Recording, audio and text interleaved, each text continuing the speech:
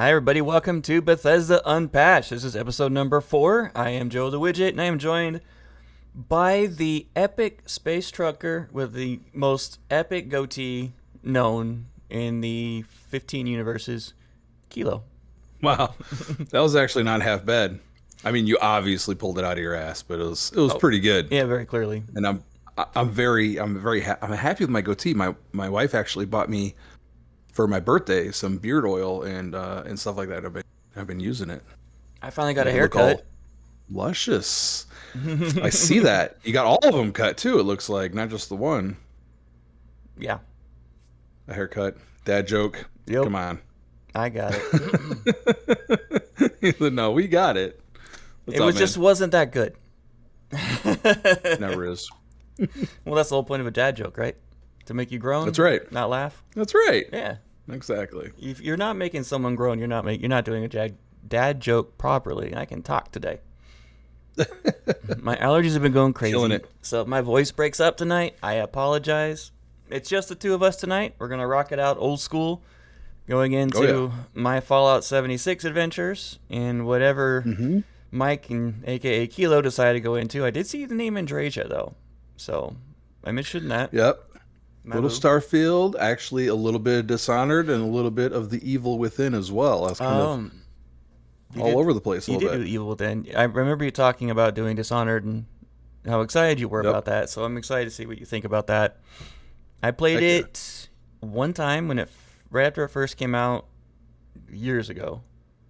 Yeah, it's been a hot minute. And it was a pretty good game. I never played the second one.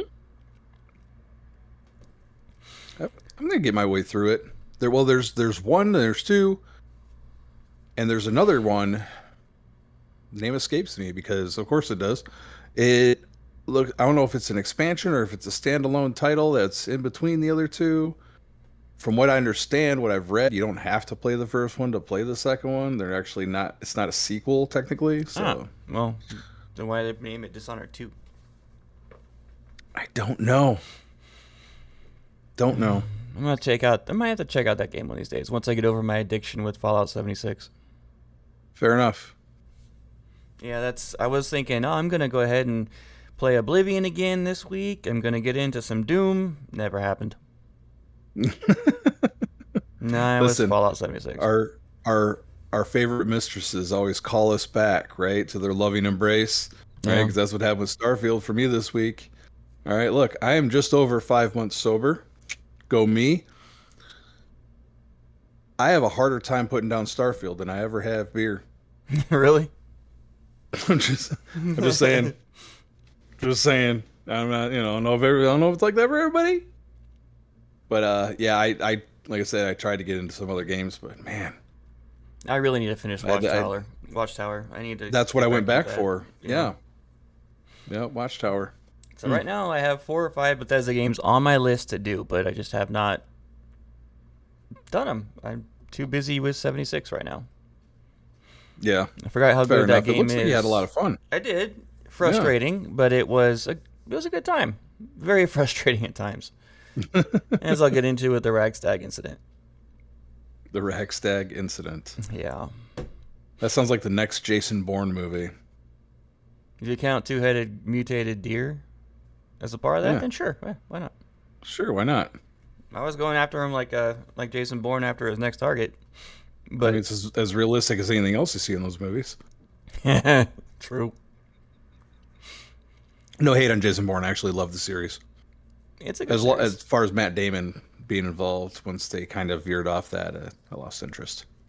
One thing that sticks out with me of the whole Jason Bourne series is that one of the movies, they featured one of the aircraft that I worked on for 4 years.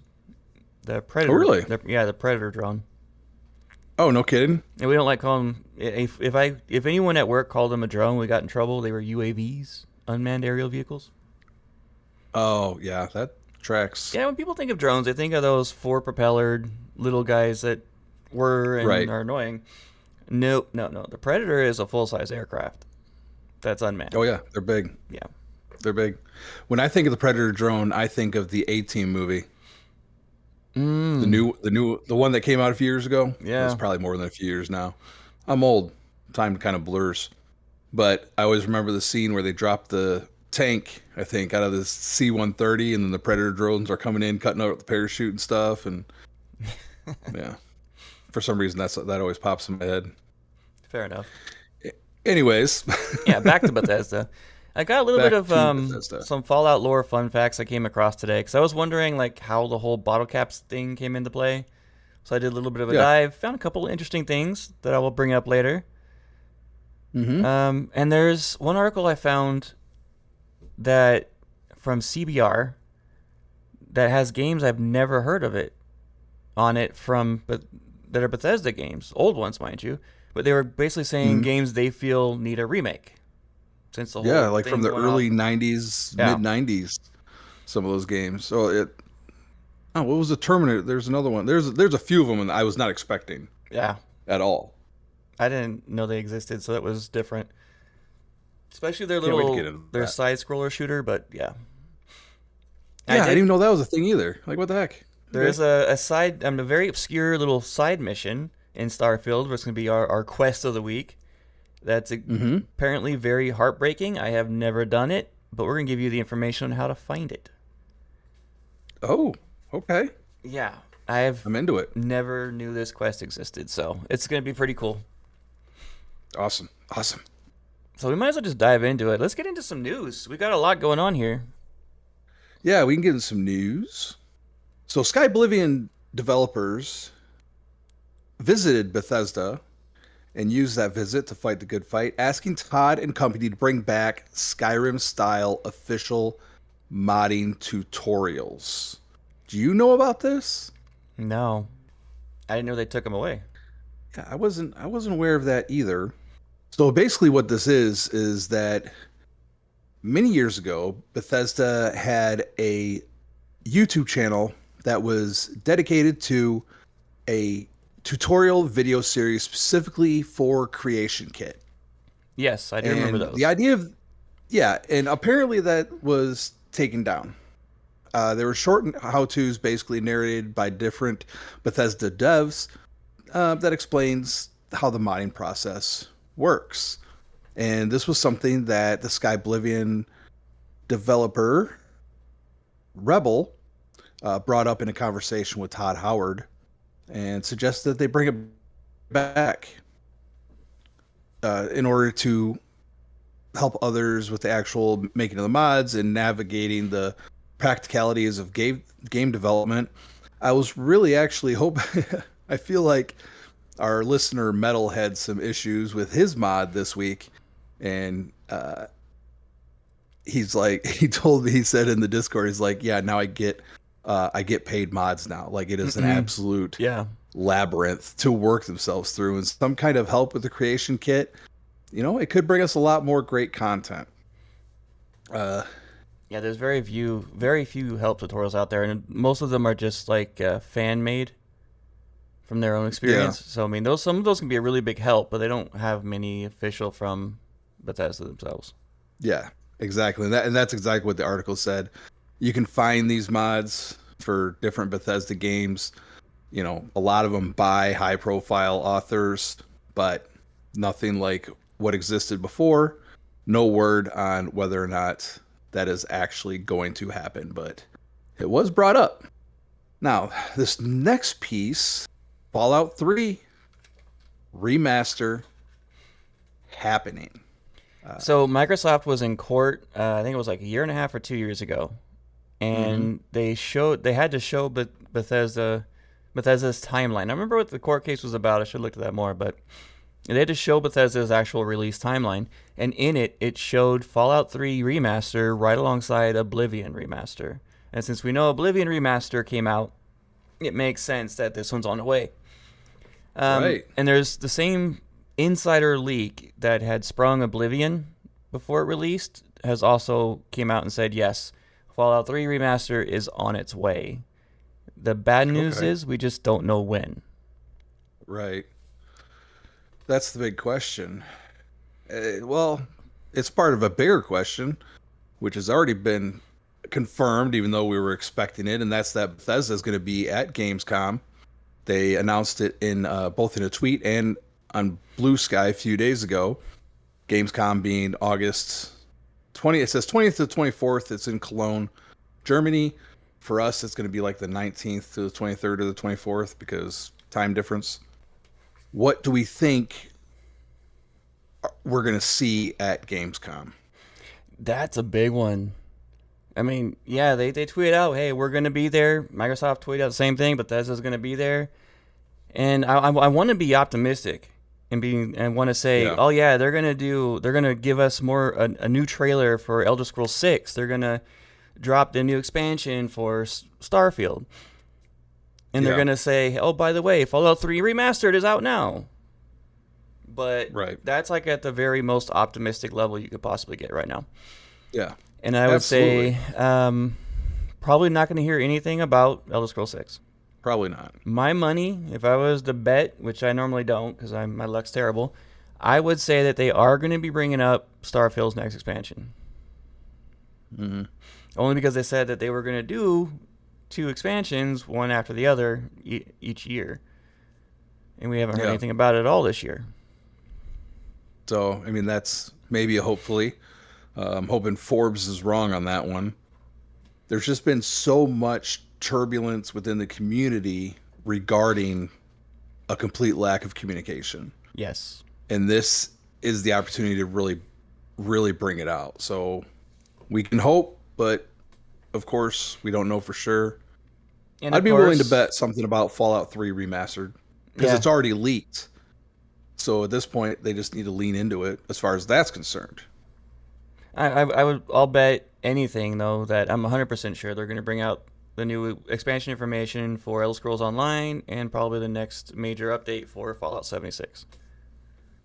Like they did already, but they'll probably do something more with that. Right. But that's the only thing I can really think that they could really go with, though, are the 3 big ones right now. Elder Scrolls 6, which everyone's demanding through the roof about. Right. Starfield's second expansion, and then the Fallout 3 Remaster. That's the only 3 that I can think that would be like big showstoppers. Yeah. Short of another unexpected title, that's pretty much it. Yeah. And the fans are circling. And with this leak of the Fallout 3 Remaster, there's blood in the water. They got to give us something. They usually do. Like Gamescom is usually their thing. So that's the biggest gaming convention in the world ever since E3 went under. Thanks, COVID. I miss E3. Yep. I miss that 1 week of just at my computer waiting for each of the showcases to start. I watched every single one of them. Yep. And there was one that was just an amazing year. And I think if they would have had it last year, it would have been incredible because this is one of the best years of gaming I've seen in a long time. Yeah, we've had a lot of good stuff come up. The last couple of years. I mean, we're biased about Starfield. We're both big Starfield fans. We enjoy that game. Anything Bethesda, really. You got what? Baldur's Gate 3 came out.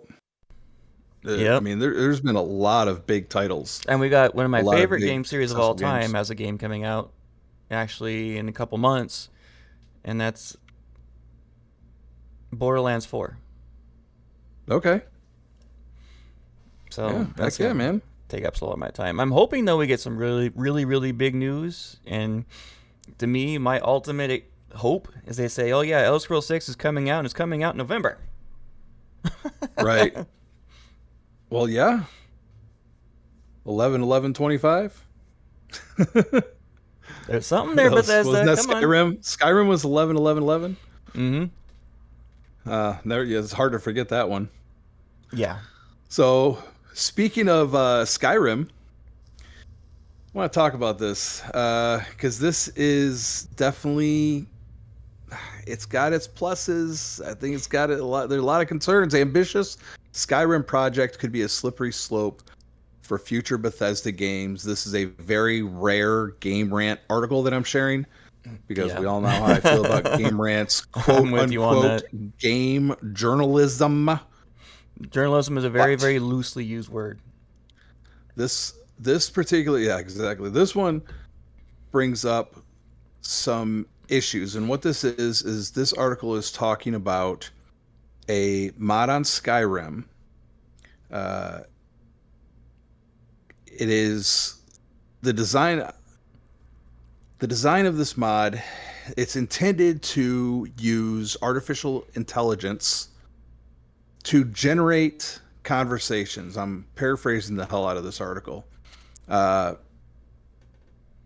So what that means is that, as quoted in the article, in the world of gaming, this can often manifest with the vision of a perfect forever game, or a game that never runs out of fresh content to engage with. And this is basically talking about using generative AI tools to produce game content, literally produce mods, to produce dialogue. For example, the Skyrim Mantella mod promises to bring NPCs to life by using generative AI, which effectively means in-game characters never run out of things to say to the player. Because it'll, instead of getting like the 3 or 4 standard responses you get, you can actually have longer, more drawn-out conversations with the characters. But that would have to be, they'd have to put in the ability to actually either voice input or do an actual type out chat input, which is not something that's part of the game right now. Well, right. Unless it auto-generates. Because you're still limited. Yeah. You're still going to be limited by your own responses. There's still a lot that's interesting. I'm not sure. That basically limits any idea of AI. I mean, it can't rewrite the game code. It cannot actually write new assets and put them in the game world in an instant. There's a lot that is be very limited. Even when it's just playing as an NPC, it's also very, very limited on what it can and can't do. It might be able to mix it up a little bit and maybe pre-generate some responses for you to use, but yeah, it wouldn't be like the all-encompassing AI that they're thinking of. What about from the development side, where, if Bethesda gets the impression that the audience are somehow want or prefer AI-generated dialogue and quest writing, I mean, could that really, as they say in the article, buy such an approach wholesale? Will they buy into that if they have to spend less money on writers? I mean, this sounds like a lot of like what Hollywood was going through a couple years ago with the writer's strike and things like that. Do you think that's something that we need to worry about in the gaming industry? Yeah, it's a strong possibility. I think in the next few years, we're going to start seeing more video games using AI-based content, especially what actually writ into the game for human AI interface for side characters, for instance. I think it's still going to be very much a driven narrative for main stories and things like that. That's going to be written by humans and done for humans, or done by humans. But I don't think we're going to see it coming into games a little bit at a time in the next few years, but it's not going to be anything that's going to be all-encompassing yet. I think we're still 10, 15 years away from that. No, fingers crossed. Well, on to something a little more interesting, a little less doomsday-ish. So there is this fallout shelter at Voyageurs National Park. This is an article by B105 Country. I don't know what that is, except it's a country channel. I don't know where it's necessarily located. The Northland's number one for new country. Yep, this idea. The vault in question is in northern Minnesota, and what this used to be was a root cellar, and it was eventually converted into a fallout bunker. Yeah, those exist all over the United States.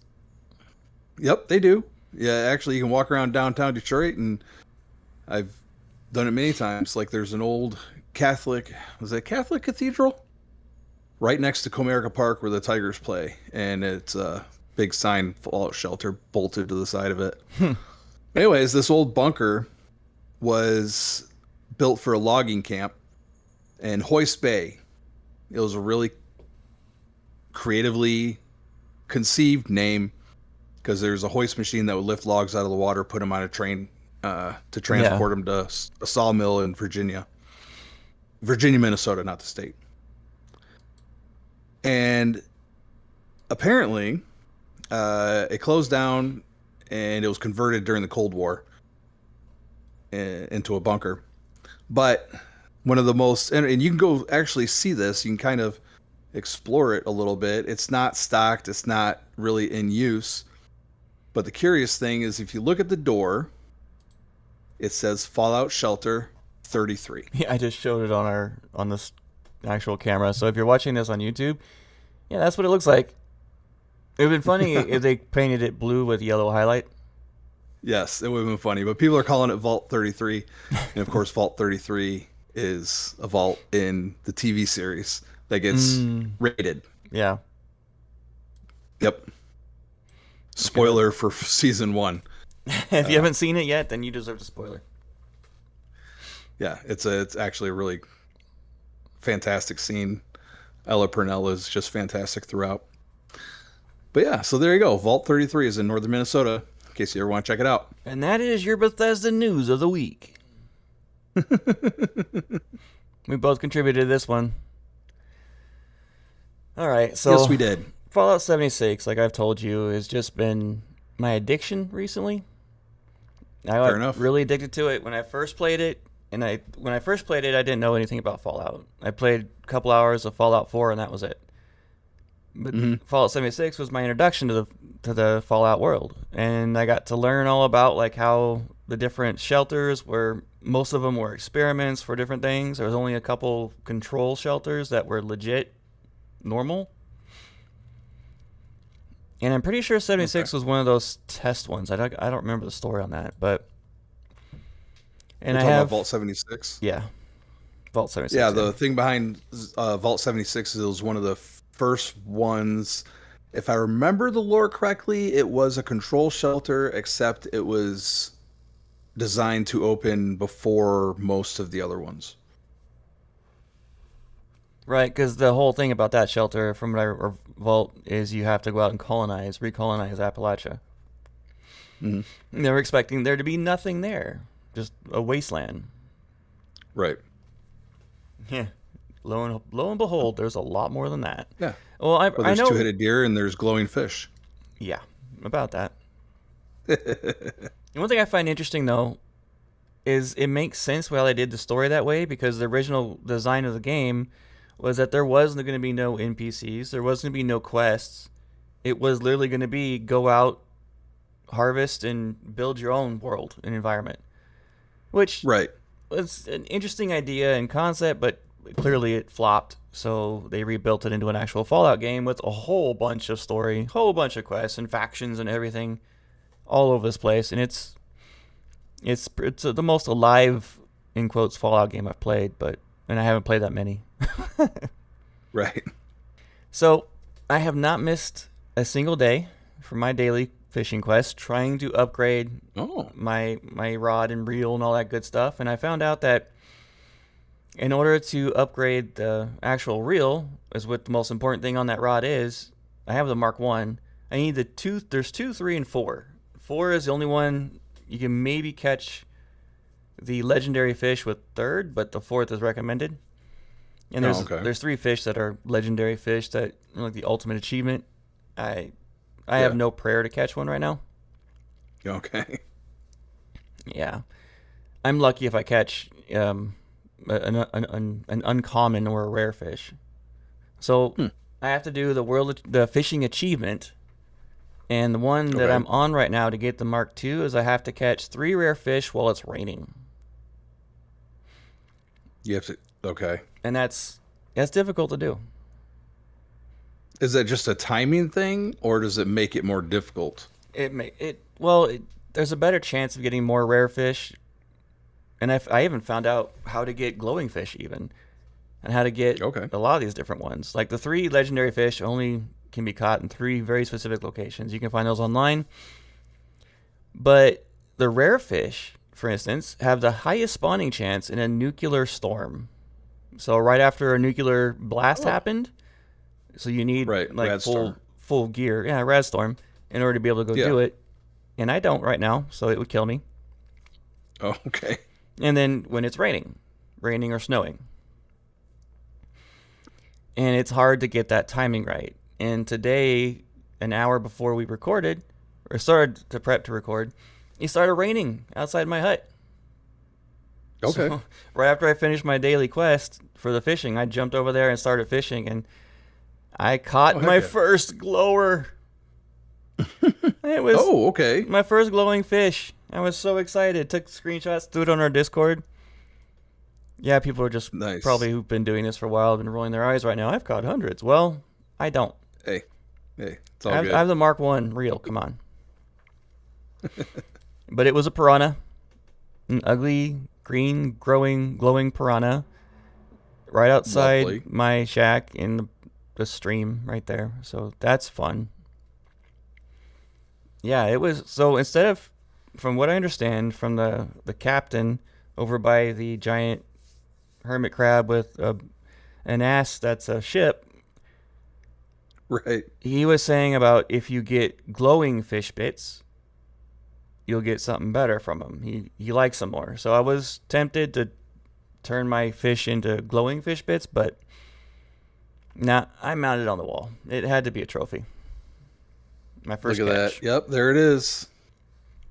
Yeah. Ugly as sin, but you know what? It's cool. It is pretty cool. Hung it right over my chemistry station and my tinker bench. I like your electrical post right there inside the window like that. Yeah, it's great, right? My little shack has hardly anything still. I barely was able to hook up electricity recently and get lights on. Nice. There's no decorations other than the glowing fish on the wall. It's what it is. Hey, that's a good decoration right there. I don't have much unlocked right now, so I don't have many things I can really put up yet. And most of those you get through plans playing the game or through the Atomic Shop. Right. So, yeah. And I did finish one achievement, catch all common fish. So I got a rocket bobber. So? Yeah, it doesn't do anything to the actual What is catch. that? It's just a bobber that's the old Nuka-Cola rocket. So it just sits on the water and bobs up and down. You get a couple different ones. That sounds cool. Change anything. It's just cosmetic. Well, I had a quest with that psychotic robot that I was talking about at the end of the last episode. Yeah. Yeah. I'm still doing her experimental kill list. And one of the things was to create a live bait, explosive live bait, to blow up wildlife. And one of the things, part of the recipe I needed, because I have to craft this thing, was ragstag meat. Oh, okay. I thought, sure, no problem. Those are very common wildlife throughout Appalachia, all over the place. Yeah. That's what I thought 3 hours before I found one. 3 hours. 3 hours. It got so bad that I was on foot all the way through the central part of Appalachia where they're supposed to be. I even looked up the best places for them to spawn. And it said that on this guide, it said that if you fast travel to one of these two locations that it gave me, you will never be more than a few steps away from a herd of ragstags. My ass. I went to both, and I ran around each one of them for an hour and didn't find nothing. Of course. Finally got frustrated and started heading down into and I call it Death Valley, but it's like heavily irradiated. I can't speak. Lots of radiation down there. Irradiated? That one. Gotcha. Yeah. That one. I have to do fishing quests. My dailies like to wind up in that spot, so I have to constantly have Rad-X and Radaway in order to survive just to catch 7 fish. Right. Yeah, on my way down, I was overlooking on a cliff with my sniper rifle that overlooked the entire valley, and lo and behold, I found one. Sitting next to a heavily radiated puddle, both heads staring at me, and I took my shot from, I'd say, at least a half mile away. Killed the thing. The far one. Yeah. Yeah. I had to run over there and get it, and I was so relieved. But something so simple was such a pain in the neck to find. Right. Well, that's because you were looking for it. Yeah, true. But I did find a couple interesting things while I was looking for these ragstags, and one of them was a basement inside of an old house in that valley, or in the mountains near the valley. Mm-hmm. So in a little tiny town, and it was a lab. So I went down there to check it out, And what he wrote in the computer cracked me up. So this Dr. Eddie Harrison was studying how if you could have animals talk. Okay. And he was out there alone. This is after the war and everything went to crap. Okay. And he was getting depressed from being alone all the time. So he decided to give himself a companion. And his thought was, I'm going to write myself while I'm sober. And then that night, I'm going to get completely trashed and write back. So it's like talking to two different people. It goes back and forth with this. It was so freaking funny. It was so well done. And there's a side quest you can do to go try to finish his experiment with tagging animals with these darts to see if they can talk. Okay. I'm going to do it one of these days. I haven't done it yet. And then I came across this house that all looked like new signage all the way up for grand opening up in the middle of nowhere and up in the mountains. And so I followed it to see what was up. And there was live people there. It was a real grand opening for a club that I had never seen before in my previous playthrough. And it actually has slot machines. Working slot machines. Is it NPCs or are you talking about other players? No, it was NPCs. Oh, okay. It definitely built something from Bethesda. And there's a whole big quest around it. And it was an annoying quest because it actually bugged out on me. Oh. Before I went even to the basement to the bar, I played the slot machines for about 20, 30 minutes.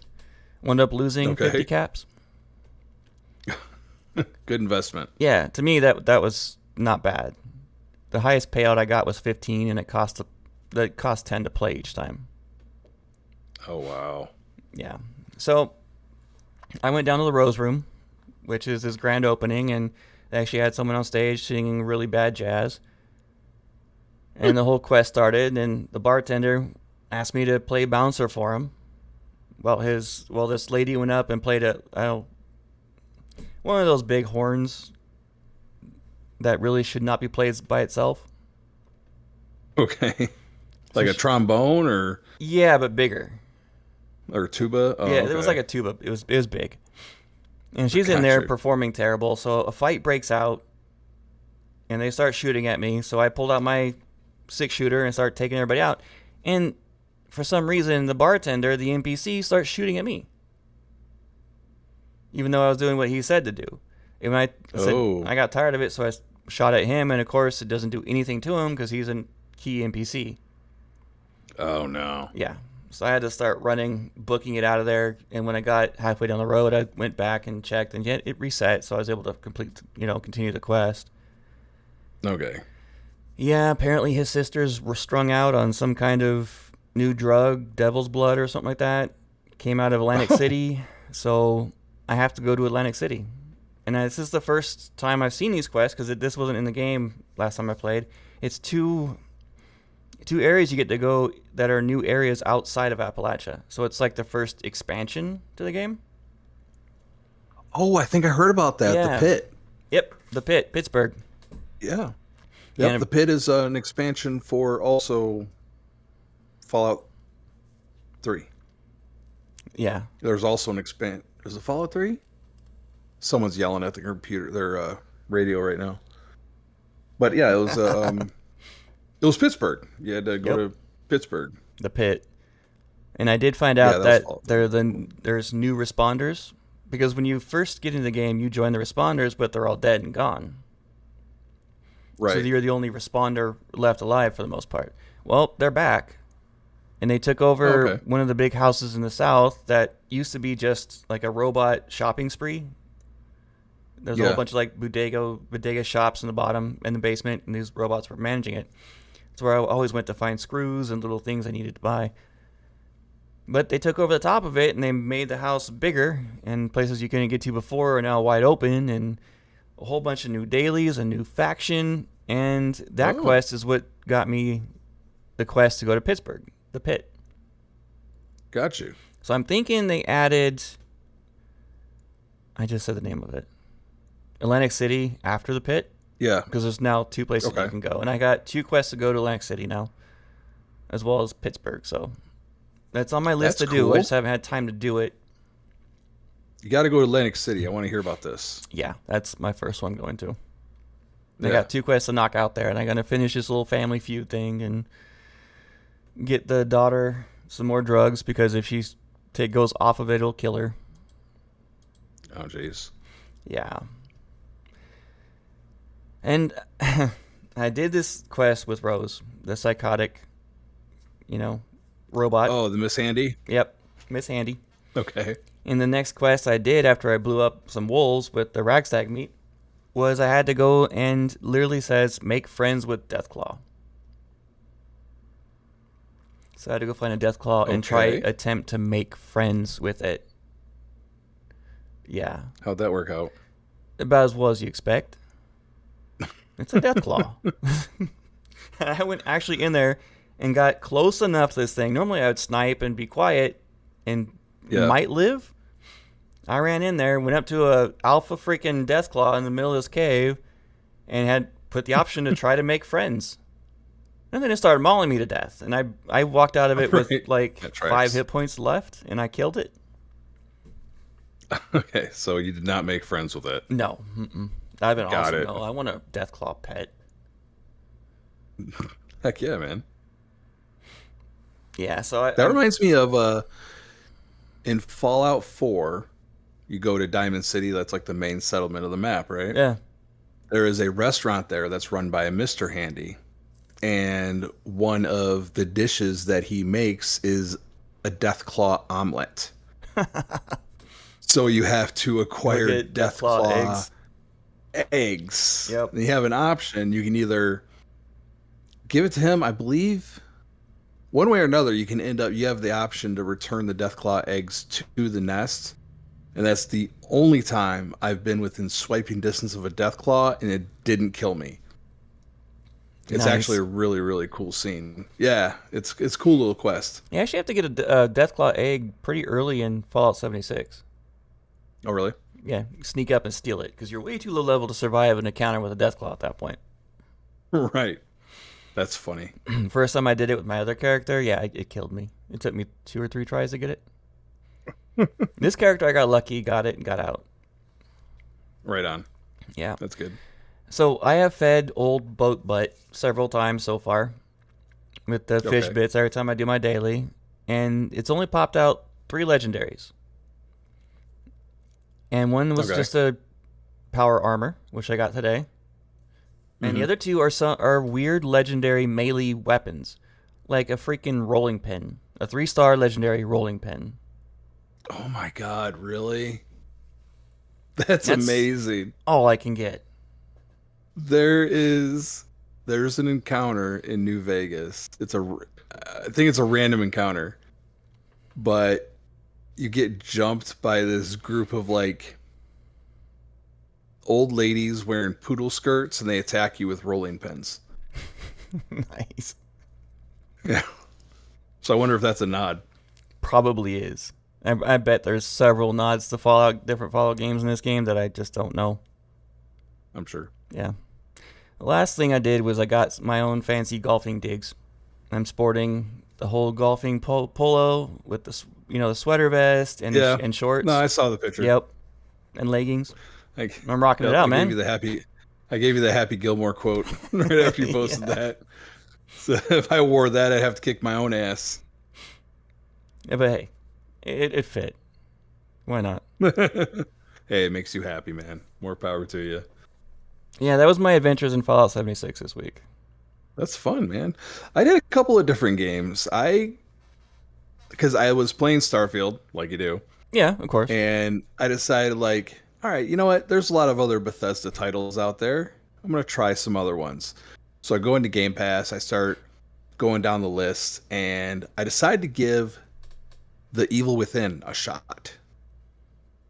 Now, what I like about this game, what I really love about it, actually, is that it is absolutely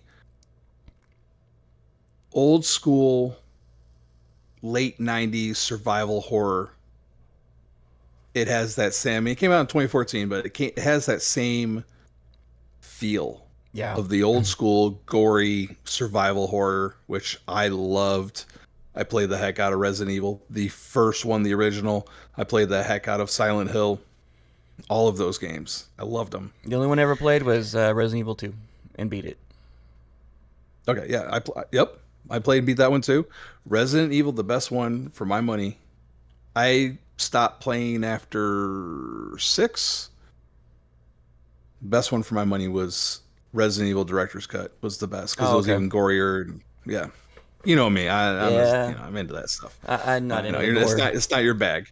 I know it's not your bag, but hey, at least you're into it and you can play it and you can talk about it. Yeah, exactly. Well, this game does not hold back. For those who aren't familiar with it, it starts in a hospital. You're a cop. This huge bloodbath took place. It's kind of got like a noir horror kind of feel to, which I absolutely loved. Eventually, you do get kind of ambushed. The game's 11 years old. You're watching a security feed, and you're watching these cops shoot at something, and this dude zips in all like Quicksilver like and takes out these three cops, and then all of a sudden he's behind you. You get captured. When you wake up, you're hanging upside down from the rafters, and there's this gory Jason Voorhees like dude who is basically chopping these other people up, turn them into dog food. I don't know for what. And you have to one of the guys who was with you is hanging dead. He's got a knife in his gut. So you got to swing over, grab the knife, cut yourself down. And from there, you can see through a doorway. And in the doorway, there's a table where this butcher dude is working. And he kind of wanders off. So you got to sneak in there. You grab the keys. And I'm thinking one of the first things you see when your character stands up is he's going for his gun. His holster's empty. So I'm like, all right, my equipment's got to be around here somewhere. That's my thought. So I grab the keys and I'm looking around this room. Well, all of a sudden, dude comes back in from the back, chops my arm off, and then beheads me. Dead. Lovely. So I'm like, all right, well, I can't hang around. So the next go around, I get the keys. I skedaddle right out of there. I get to the door, unlock it, go up the stairs, and then there's this catwalk that goes around the room where the dude was working. I'm like, all right, cool. I'm sneaking through. I don't know. I think I hit a pressure plate or something. All of a sudden, alarms go off, and here comes Big Dude. Big Bubba and he kills me. Of course. I'm like, all right. This is all, I'm not even kidding. This is like within the first 15 minutes. I'm not even kidding. I'm like, okay, maybe I need, let's try something else. So I decided to play another game that I haven't played before. Dishonored. Never played this game before.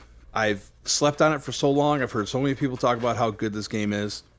And it's a little older too, but the story and the characters from the very beginning are compelling. The combat, the gameplay is just amazing.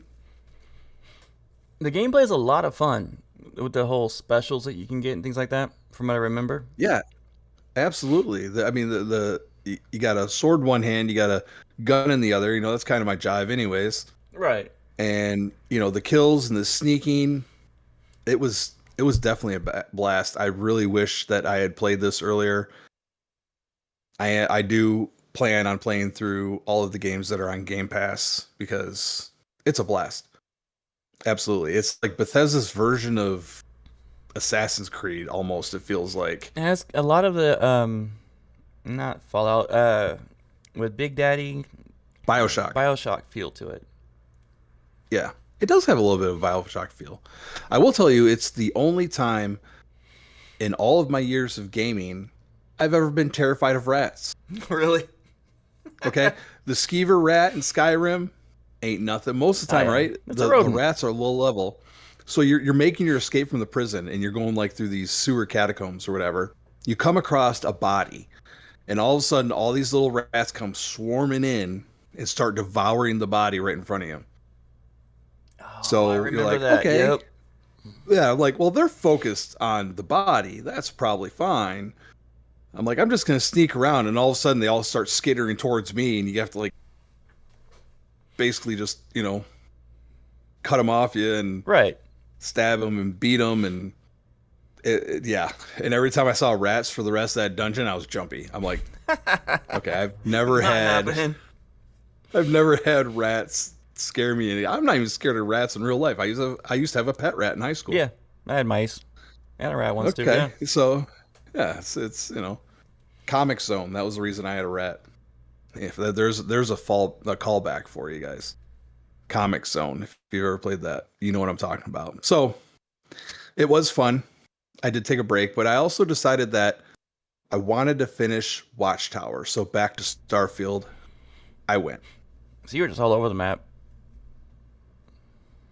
Yeah, I played a few different things. Well, which is great. I had extra time this week because we had some stuff going on, and I had to take a couple of days off work, so I had time to kind of get into a few different things. Yeah. So Starfield, got back into Freestar.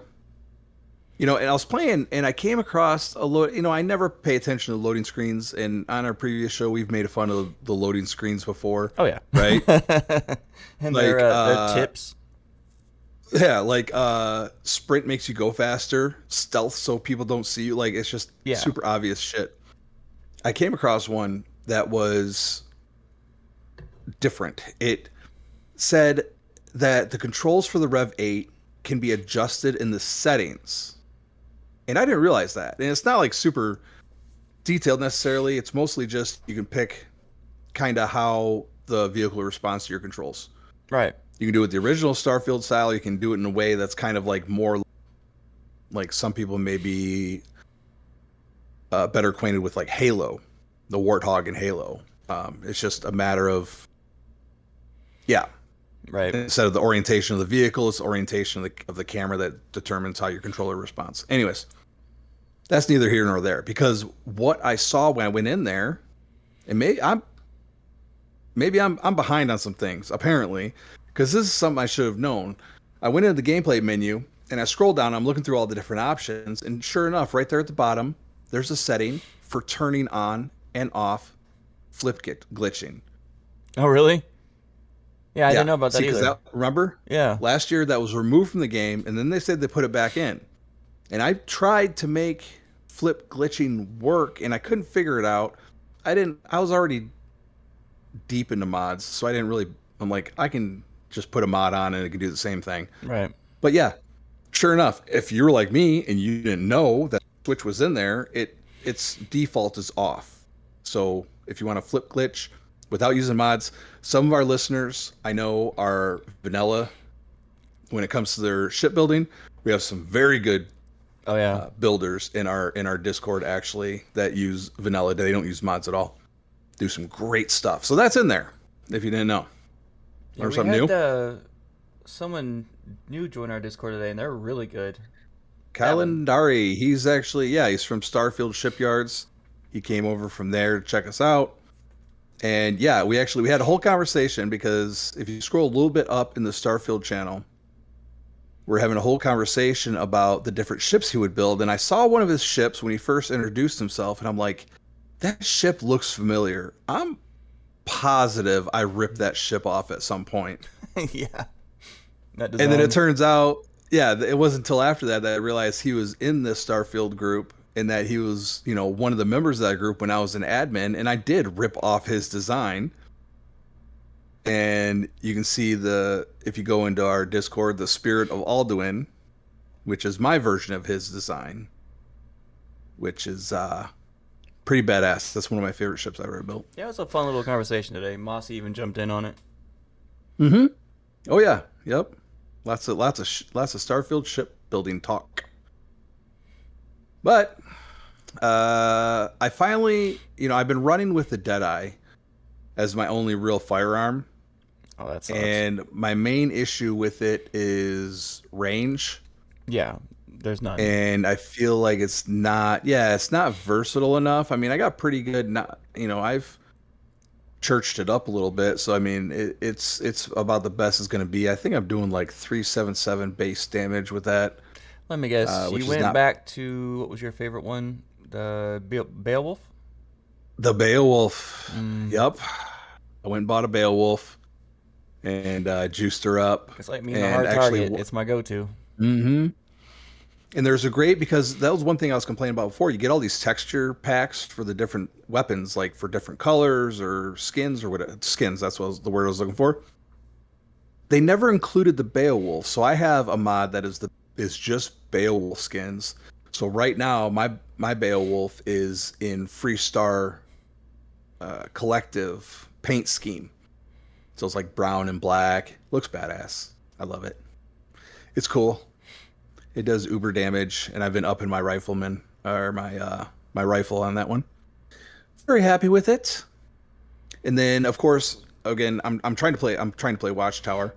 So I went and got a bunch of companions. I didn't get all of them yet. I got, but I did go get Ezekiel, of course, who was played by my. I hesitate to say hero. That sounds a little too much, but it's by Matt Mercer. Matt Mercer, who I greatly admire, yes, as an actor and as a DM. And Jessamine, because I got that mod that you don't have to join the Crimson Fleet to get Jessamine. She's now on Gangarin's Landing, the place where you have to go for Barrett's quest line. Oh, right, yep. I did have to run around to find her a little bit, but I did find her. So I go back to Stardock, and I go down into the engineering area where I had stored that contraband, and the crate was completely empty. It's all gone. It's all gone. But I did discover something interesting that I didn't notice before. And people who are further along in Watchtower, I'm sure have noticed this, but when you dock at Stardock, your followerships do as well. Oh yeah, I saw that. Yeah, I didn't notice. I just noticed that because I docked my praying mantis, my razor leaf, and I have a nose dock, so I have a perfect view of the station. And then I watch my frontier float up and dock above me. I'm like, oh shit! And then when you go into the bar, you have all those people that are crew for you. They all populate the bar. Yeah, that I have not seen. Yeah. Yep. So I had, it was actually really helpful because I went through and ended up using the blackout uniforms again. I made a bunch of them. I'm like, how am I going to, like, I got everybody on the Razor Leaf, but I'm like, how am I going to get everybody on the Frontier? Well, they all showed up. So I just got them all in uniform there. I did have contraband issues over Aquila. I ended up getting a bounty. I ran because my ship's faster than theirs. So I could. And then I went back and I had to pay like a 700 credit bounty or whatever. This does matter later on in my playthrough. So keep that in mind. Andrasia questline, I did that one again. Got to. Of course, I let Andrasia cap Tomasar. Nice. And I've let her do that one time. Yeah, I didn't question it this time. I haven't since the first time I let her do it. I'm like, no, you take care of it, sweetheart. I got you. I'm Get right your here. Rage out. That's right. And I just noticed, like, I was watching it, and speaking with Andrasia before and after that, I just realized, like, I just was kind of compared to other games, right? Because we had just played Oblivion. I've been playing some other stuff, and I just realized how expressive her face is when she's talking. Like, she's almost got like those micro expressions even. It's just so well articulated, and I really appreciated that. So here's where issues start coming into town.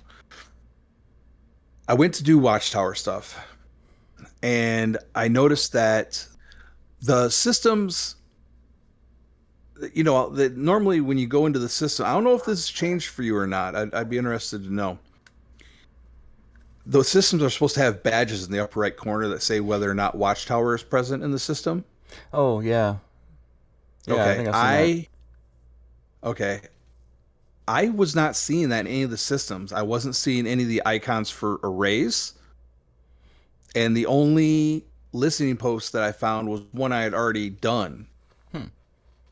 So I'm like, all right, like what is? I was still getting the random encounters. I was still getting like a handful of Watchtower ships attacking me every once in a while when I jump into a system. But um, for some reason, this other stuff wasn't showing up. I mean, I started jumping around in different systems trying to find nothing. So I don't know what's going on there. I tried to adjust it in my load order, moving it up, moving it down. It didn't really seem to fix it. So I can only assume that it's related to the latest update and that they're, working on it. So anyways, as I was jumping around, I came across something serious because I download all the different ship building mods. Like pretty much all of them. I got Aventech, I got Stroud Premium Edition, I got Matilla Haas Aerospace. I got all these different ones. Well, one that I realized that I had downloaded but I had not seen in a while was Duratech. This is one I mentioned very early on in our other show. Right. Yep. And it only dawned on me. I hadn't thought about it in a while, but it dawned on me because I came across Arcturus 2 because I was looking for the systems I had already been in, right? They're always little glowy systems. I jump into Arcturus, and Arcturus 2, it said space station on the map. So I'm like, all right, let's travel to the space station. I do the transition.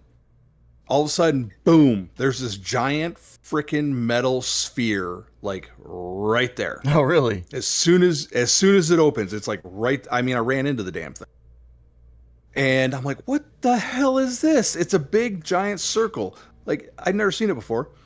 I'm driving around, I'm like, oh my God, this is Duratech HQ. So it's supposed to be like a Stroud Eklund Star Yard or Demo Star Yard. Except it's completely empty. There's nothing inside. It looks like there's room to fly in and out. Yeah. But I ended up going through the docking hatch, and there's literally nothing inside. There's not even an elevator. You can jump down, you can jetpack up, but it's completely empty. And then I started looking into Duratech. It wasn't in my load order. I looked for it on Bethesda.net. I can't find it. I found some issues that were popping up on Reddit a while back. So, and some of the issues surrounded this Duratech HQ, which I didn't even know existed before now. Right. So I'm not 100% sure what happens. I'm not sure if that is coming back. Obviously, the mod author removed it. But this thing remains. So that was wild. I don't know. Giant floating piece of space junk. Did you ever come across the data broker while you were out flying around? You ever run across this guy? No. Okay, maybe this is a newer encounter. But it's this guy, he's like, hey, I got maps. And you can get different, it's like mining maps. No, that's definitely the one I haven't seen. Yeah, different elements and stuff. I thought that was kind of cool. It wasn't for me, but it's out there. Maybe someone else will run into it. I did end up playing with mods a lot. I added and removed a bunch of them. And, yeah, a few different ones. But yeah. You told me the other day. Yeah, I've been a couple hours in mods again. Yeah, you know how it goes. I tried Ship and Pilot, which was a lot of fun. It was really cool. Let's add these magazines that give yourself perks. Yeah, metal. Yeah, had to update that. I picked up the magazine. I went to fly off of off of New Atlantis, and my ship was spinning around like an anime character. So I backed out, went into creations. I updated the mod, and then everything was fixed. So it works now. It's not an issue, but it was real weird for a minute. And then one of the mods I ended up getting, of course, I got the Up Cora mod event. That's almost a must. Yeah, I finally get that one. I ended up getting the Cora Code Teenager one. Really? Now, we talked about this before, and it's the one that makes her like 15 years old. Yeah. And she's got pigtails. We made fun of it before. And listen, is it weird as it sounds? Yes and no. It is kind of creepy because she's supposed to randomly change outfits. In the first one she shows up in, she's basically in the vanilla undergarments. So I immediately, and you have the option to make her dance, so that's fun, right? I immediately turned off the clothing switch, so she wouldn't switch garments, and I put her in freaking blackout fatigues. Yeah, time out, young So lady. she's in uniform. Yeah, that's enough of that. You're not leaving the house. That, thank you very much. The cool thing about this, the one thing is I tried to take her to enhance to change her appearance because I want the pigtails. They're just weird. It looks weird. I'm not into it. I just wanted her to have like a normal freaking haircut. But the premise is that she's an ensign on your ship and she's aspiring to be a captain. She follows you, but she doesn't count as a follower. Kind of like how Robo Dog Meat doesn't count as a follower. Yeah. So I was running around Neon with her, Andrasia, Robo Dog Meat, all following me around. So they made Cora basically Starfield's version of Wesley Crusher from Star Trek. Yeah. Yeah, actually that's pretty much what it is. But the biggest selling point on this mod, because I came across it when I was looking for the Shut Up Cora mod. And I'm like, all right, let me read the description. The coolest thing about this, and the reason that I wanted to get her, was the fact that she has a feature that's called Cora's Stash, and it's basically a bag of holding. You can give her things like contraband, and it can't be detected because it's not technically on her person. I don't give a shit about cheating.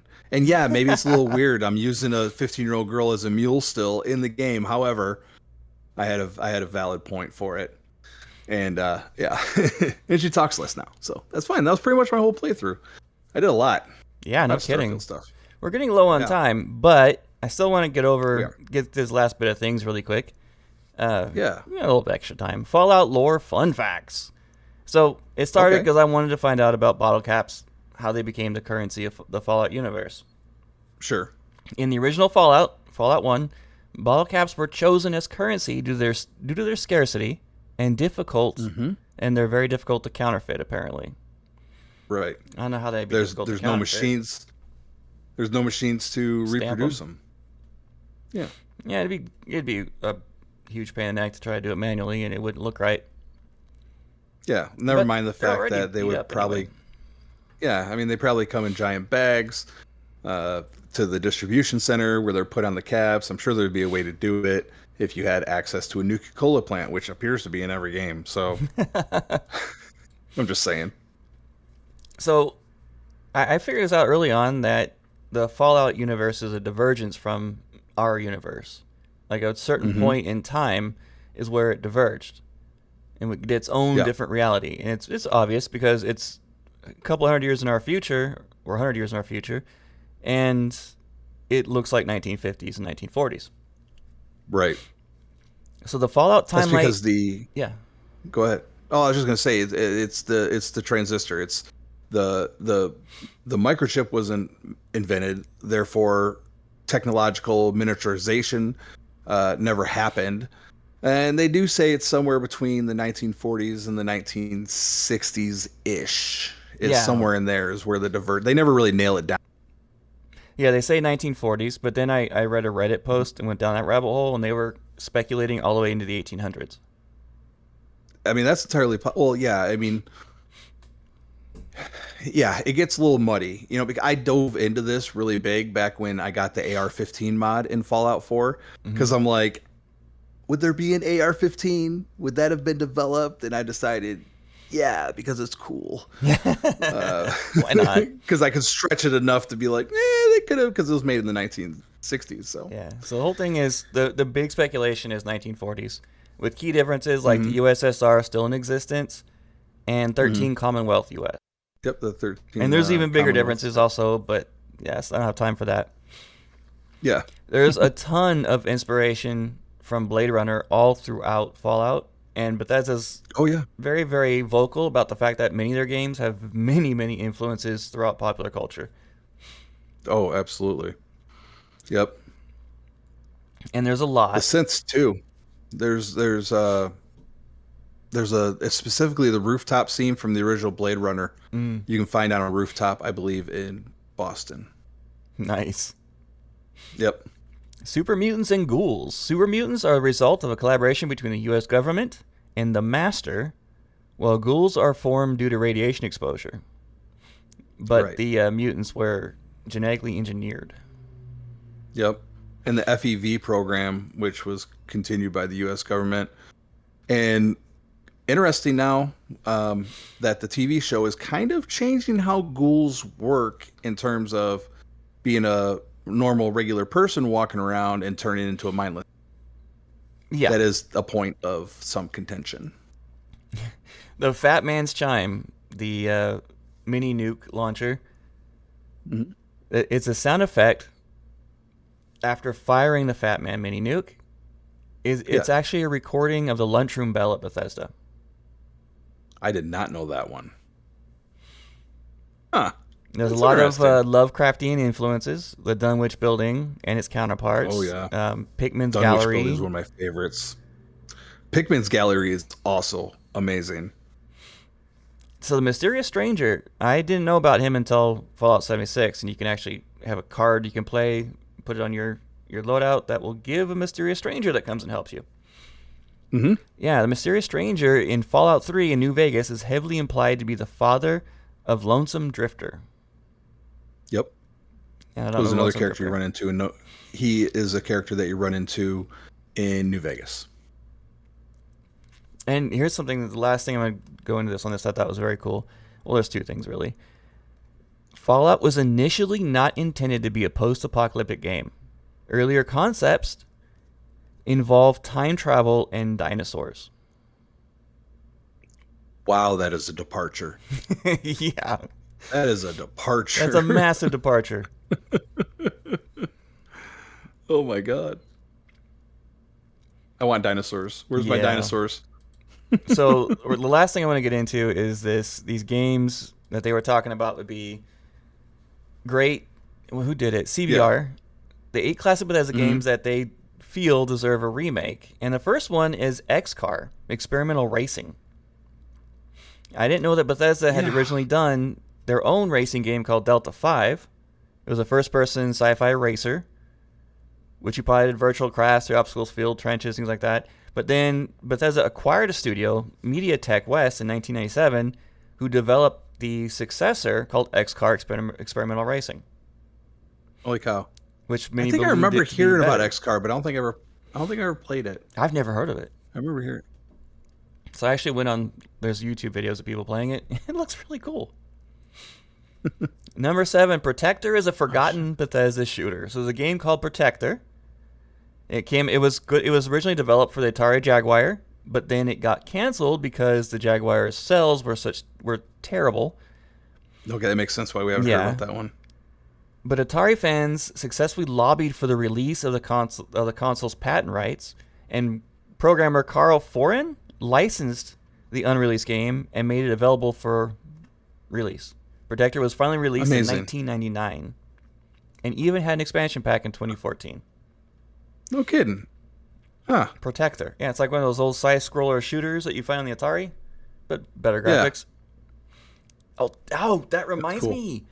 That's right. This was a spiritual beginning for Fallout or Starfield. This game is what prompted Todd Howard to want to build a sci-fi game like Starfield.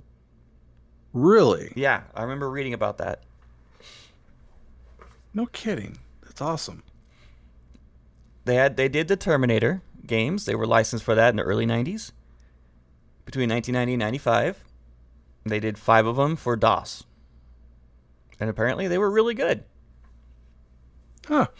This is one I'd never heard of, called Sea Dogs. It was Bethesda and Akela's take on pirate life. Bethesda was the publisher, and it was developed by Akela, Akella. Akela. Yeah. And they were making sequels for it, but it got rebranded as Pirate of the Caribbean game. Also published by Bethesda. No kidding. And I love pirates. All right, I need more. I need more pirate. I need a pirate. Hey Bethesda. Yeah. Let's get a Skyrim. Hey Bethesda, here's your Hey Bethesda. Let's get a Skyrim DLC about pirates in Tamriel. Let's do it. I wonder if they're going to include something like that in 6. That would be, well, they would have to if it's going to be taken. Oh my God, you're going to pull me down a rabbit hole. If they're going to, it's the sea, the Corsairs. It's all a big part of the area of Tamriel where this is supposed to be taking place, allegedly. Yeah. Which is like the Hammerfell area, I think. I remember. Yeah, the Corsairs, the pirates. Yeah, that could be a huge thing. Oh my God, I just got more excited. I forgot about that. This is an Elder Scrolls game I never played. Elder Scrolls Adventures Redguard. Heard of it, never played it. Yep, heard of it. It came out, I believe, in between Morrowind and Oblivion, I believe. That one could be interesting. I know it got pretty good ratings. Not as good as the main video games in Elder Scrolls series, but yeah. Yeah. And there's a game called... I've heard of... What? I think I've trying to remember if I played this one or not because it sounds familiar. The protagonist is voiced by Eliza Dushku. Yeah, it came out in 2009. Yeah. I'm trying to remember if I played this one or not. I never even heard of it. I might have. I've heard of it for sure. And then I definitely remember the box art. I've never heard of it. And of course, the last two they go on to mention is Morrowind. I'm sure a lot of people agree with that one. And they said Fallout 3. Fallout 3. But yeah, it's already being made, guys. It's good. Yep. It's in the works, man. It's time to remake Fallout New Vegas. Yep. I think the next biggest thing in gaming is remaking the classic amazing games. Right. That's the biggest thing. And when they do Chrono Trigger, I'm going to pee myself. And that is what we have for today's show. That's a wrap. It's a wrap.